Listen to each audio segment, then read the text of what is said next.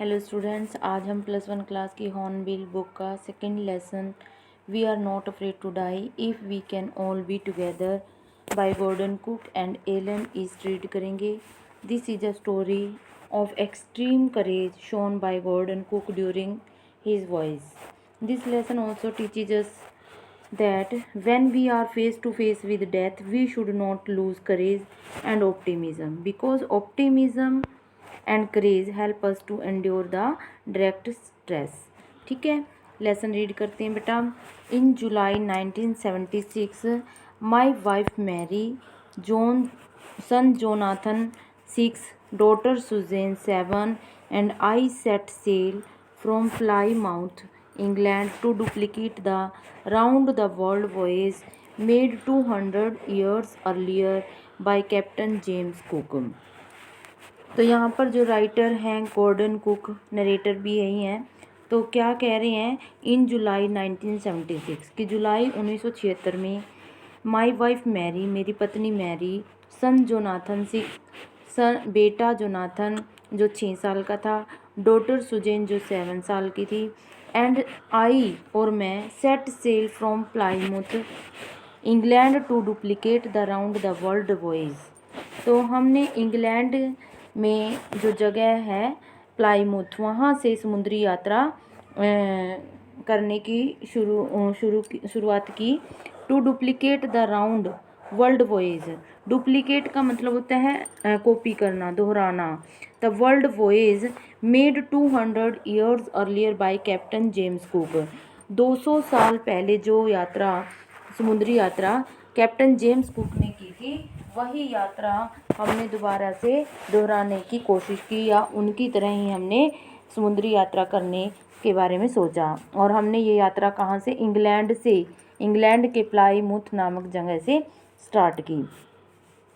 For the longest time, लंबे समय से, मैरी एंड आई, मैरी और मैं, इस 37 ईयर ओल्ड बिजनेस मैन, एक 37 साल के व्यापारी, हैड ड्रीम्ड ऑफ सेलिंग, का यही सपना था कि वो समुद्र में मतलब समुद्री सी जर्नी करेंगे।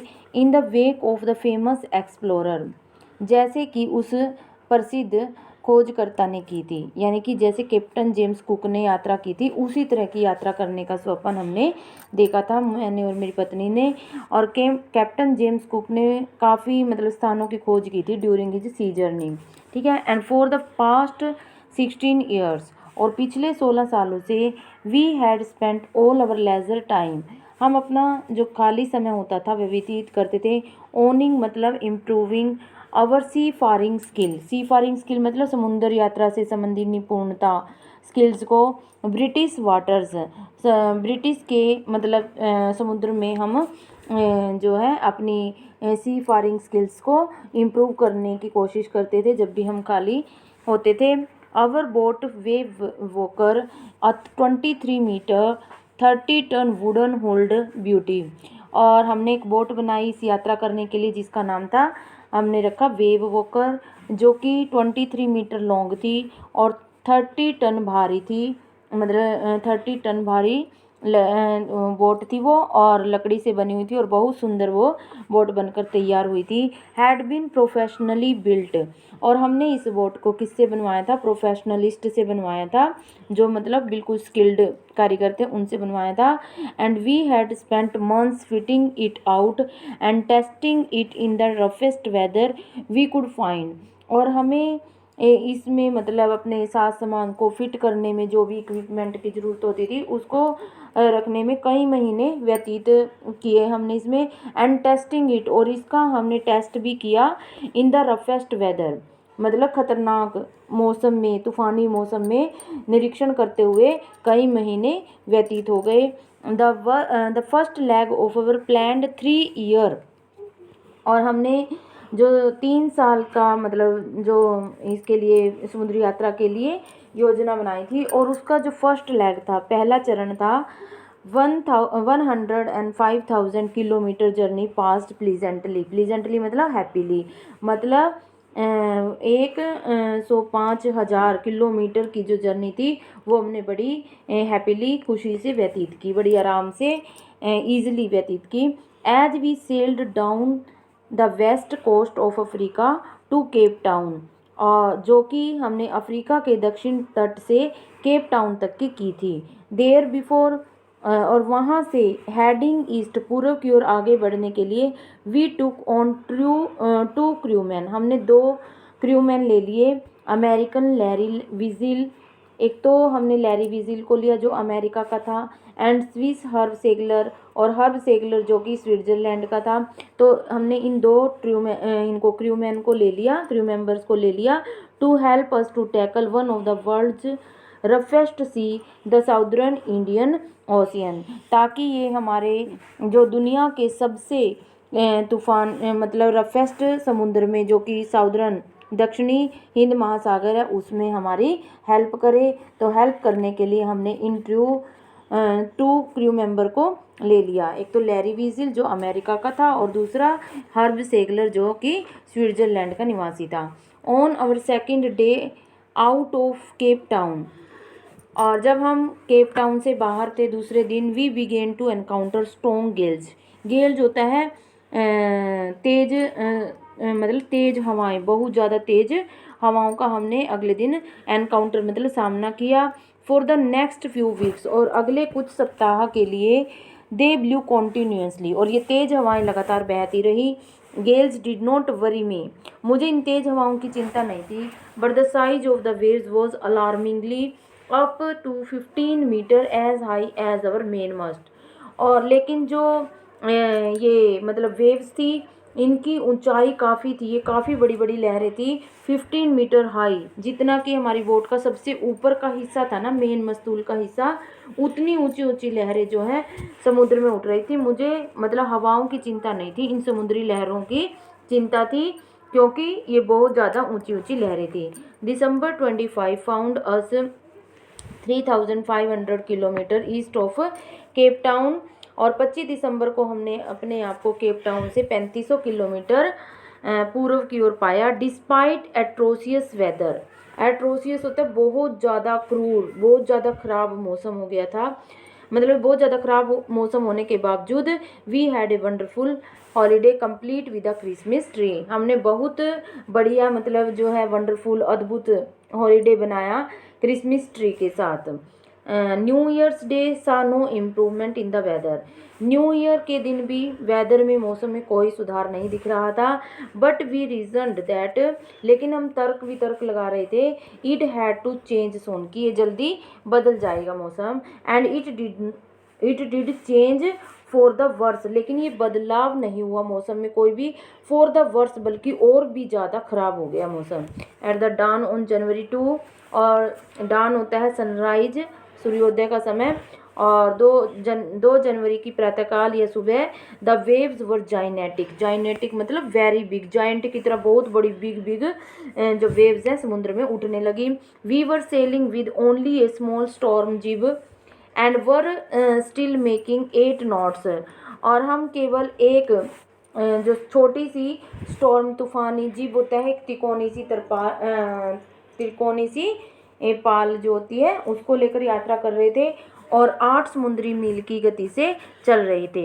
As the ship rose to the top of each wave we could see endless enormous sea rolling towards us, जैसे ही मतलब समुद्र में जो है शिप ऊपर की ओर, टॉप की ओर, ऊंचाई पर उठता, प्रत्येक जो लहर थी समुद्र में उठने वाली, उसको हम ऐसे मतलब we could see endless enormous sea, हमें एंडलेस मतलब असीम, कभी भी ख़त्म नहीं होने वाला, एनॉर्मस मतलब बहुत ज़्यादा विशाल समुद्र दिखाई देता था, ऐसा समुद्र दिखाई देता था जैसे कि उसका कोई अंत ही नहीं है, इतनी बड़ी बड़ी उसके अंदर मतलब लहरें उठ रही थी। रोलिंग टुवर्ड्स अस, ऐसे लग रहा था वो लहरें हमारी तरफ बढ़ रही हों। And the screaming of the wind, और तेज़ हवाएं चल रही थी, ऐसे लग रहा था जैसे हवाएं चिल्ला रही हैं। And spray was painful to our ears, और हवाओं की वजह से जो पानी की बौछार लग रही थी वो कानों के लिए बहुत ज़्यादा पेनफुल थी, दर्दनाक थी। To slow the boat down, boat को स्लो करने के लिए, बोट की गति को धीमा करने के लिए, वी ड्रॉप्ड द स्टॉर्म जिब, हमने तूफ़ानी जिब को नीचे किया। एंड लेस्ट ए हैवी मूरिंग रूप, mooring rope in a loop across the stern. Stern होता है boat back side of the boat. तो हमने एक रस्सी का एक फंदा सा बनाया और जो शिप का बाहरी हिस्सा था उसको इस रस्सी के साथ बांध दिया। Then we double lashed everything, और फिर हमने शिप में जो भी मतलब वस्तुएं थी उनको डबल लेस्ट किया, यानी कि 2-2 बार बांध दिया कस करके। Went through our life raft drill, और हमने अपनी जीवन रक्षक ड्रिल, अटैच्ड लाइफ लाइन, और रक्षा के लिए जो रस्सियाँ बांध ली। डंड मतलब पहनना, ऑयल स्किन मतलब वाटर प्रूफ जो है कपड़े हमने पहन लिए। एंड लाइफ जैकेट, और जीवन रक्षक जैकेट हमने पहन ली। एंड वेटेड, और इंतज़ार किया, यानी कि इतनी ऊंची ऊंची लहरें थी उसके लिए हमने क्या किया, मतलब रस्सी के साथ हर चीज़ को कसकर 2-2 बार बांध दिया। और हमने जो वाटर प्रूफ जैकेट और रस्सियाँ ली, और मतलब लाइफ की रक्षा करने वाली जैकेट और लाइफ रक्षक ड्रिल वगैरह ये सब सारे इक्विपमेंट लिए और हम इंतज़ार करने लगे। The first condition of impending disaster came at about 6 PM, और जो पहला मतलब संकेत था इम्पेंडिंग मतलब आने वाले, डिजास्टर मतलब तबाही का, वो हमें 6 बजे शाम को पता चला। और विद एन ओमनियस साइलेंस, ओमनियस मतलब अशुभ खामोशी के साथ। जैसे हम कहते हैं ना कि तूफान के आने से पहले खामोशी होती है, तो मतलब उस समय खामोशी छाई हुई थी और अशुभ सी खामोशी छाई हुई थी। मतलब वो खामोशी बिल्कुल मन को अच्छी नहीं लग रही थी, ऐसी खामोशी छाई हुई थी। और उस समय हमें 6 बजे आने वाली तबाही का मतलब इंडिकेशन मिल गया था, संकेत मिल गया था। द वाइंड ड्रूप्ड, हवाएं चलना बंद हो रही थी। And the sky immediately grew dark, और आकाश एकदम से तुरंत जो है डार्क होने लगा था। Then came a growing roar, तब एकदम से गर्जना हुई। And an enormous cloud toward toward aft of the ship, aft मतलब बिहाइंड ऑफ द शिप, और फिर एनोर्मस मतलब एक बहुत बड़ा, क्लाउड मतलब बादल हमारी शिप के पीछे दिखाई दिया। ऐसे लगा जैसे कि एक बहुत बड़ा बादल जो है हमारी शिप के पीछे है। विद हॉरर, डर के साथ, I realized that it was not a cloud, और मैं थोड़ा भयभीत हुआ, डरा, और फिर मैंने देखा या महसूस किया कि ये क्लाउड नहीं है, but a wave like no other I had ever seen, बल्कि ये तो एक समुद्री लहर है, जैसी ऐसी समुद्री लहर है जो मैंने पहले कभी नहीं देखी थी। यानी कि बहुत ऊंची समुद्री लहर थी जो कि बादल की तरह अपीयर हो रही थी, लेकिन वास्तव में वो बादल नहीं बल्कि क्या थी, बहुत बड़ी जायंट वेव थी जो कि नरेटर ने पहले कभी नहीं देखी थी। It appeared perfectly vertical, vertical मतलब लंबवत आकार में, ये बिल्कुल ऊपर की ओर सीधी मतलब लंबवत आकार में प्रतीत हो रही थी। And almost twice the height of the other waves, और जो दूसरी वेव्स थी, लहरें थी, उनसे 2 गुना ज़्यादा ऊंची लहर थी ये। With a frightful breaking crest, crest होता है मतलब ऊपरी भाग, और इस वेव का मतलब फिर जो ऊपरी हिस्सा था, टॉप था, वो मतलब डरावने ढंग से वो टूटने लगा, यानी कि नीचे की तरफ वो लहर गिरने लगी।